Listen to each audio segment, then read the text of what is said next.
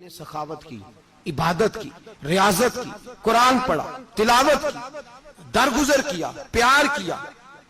امام حسن کی بات ہے، ایک لونڈی آئی، ہمارے ہاں تو شہزادوں کا اللہ ہی حافظ ہے نا، شہزادے وہ کسی کے بھی ہوں، یہ جو ہمارے سیاستدانوں کی شہزادے ہیں یہ ہم نے خراب کیے ہوئے ان کی گاڑیوں کے پیچھے بھاگ بھاگ کے، اس لیے تباہ ہو گئے۔ پیروں کے شہزادے یہ خراب ہو گئے سارے، اس لیے کہ پیچھے بڑا بھاگتے ہیں۔ امام حسن کے پاس ایک لونڈی تھی، وہ دودھ لے کے آئی، دودھ گرم تھا، آپ کے اوپر گر گیا، اور وہ تھی بھی اسی طرح کی، اکثر کام بے دھیانی میں کرتی تھی، کنیز تھی گھر کی۔ دودھ گرا تو وہ کانپنے لگی کہ میں نے کئی غلطیاں کی، اب تو بہت سخت غلطی ہے، گرم دودھ امام پہ پڑ گیا۔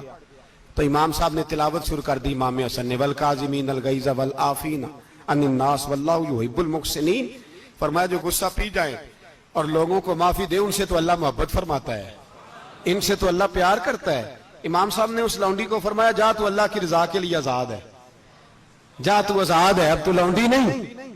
اتنا بڑا اخلاق تھا کہ جو دیکھیں نا، میرے استاد گرامی ایک دفعہ میرے گھر آئے، حضرت محدث باولپوری، باولپور سے، 3000 کتاب کے مصنف، بہت بڑے عالم، میرا چھوٹا بھائی بوتل پلانے لگا، تو بوتل دی تو کپڑوں پہ ڈال دی، استاد صاحب کا سارا جبہ بھر گیا۔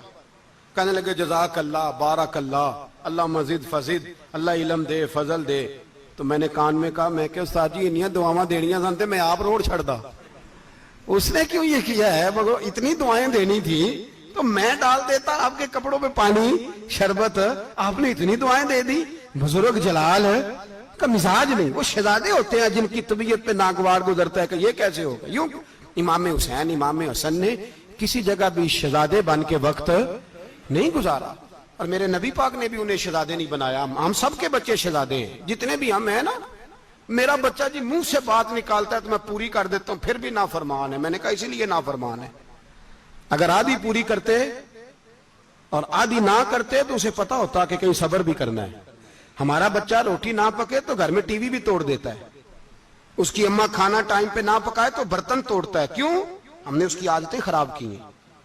لیکن میرے رسول پاک صلی اللہ علیہ وسلم نے جھولی اٹھا کے دعا مانگی، اے اللہ، گویا حضور کہہ رہے تھے انہوں نے کر کو کربلا میں بھی جانا ہے، فرمایا یا اللہ انہیں 3 وقت روٹی نہ دینا، 1 وقت روٹی دینا، 3 وقت نہیں، 1 وقت کی روٹی دے، 1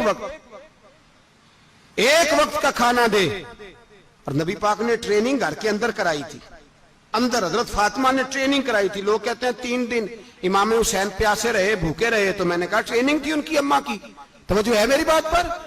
ہمارا بچہ تو 1 گھنٹہ برگر نہ ملے تو برتن توڑے، ان کی اماں کی ٹریننگ تھی، صبر حوصلہ سکھایا تھا۔